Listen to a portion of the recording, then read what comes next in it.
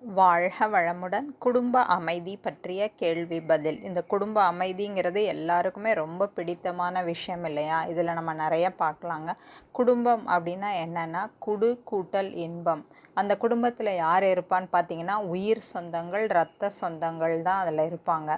அவங்களுக்கிடையே நாம் இன்பத்தை அள்ளி கொடுக்க வேண்டும் அப்படிங்கிறதுக்காகவே நம்மளுடைய முன்னோர்கள் இது ஒரு பண்பாடாக குடும்பம் அப்படின்ட்டு உருவானது.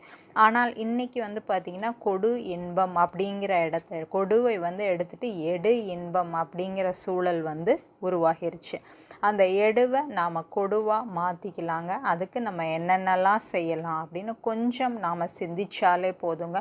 குடும்ப அமைதிக்குள்ளே நாம் என்டர் ஆகிட்டோம் அப்படின்னு தாங்க அர்த்தம். இந்த மாதிரி நிறையா விஷயங்கள் அடுத்தடுத்து வருகின்ற கேள்வி பதிலில் பார்க்கலாங்க. நன்றி. வாழ்க வளமுடன்.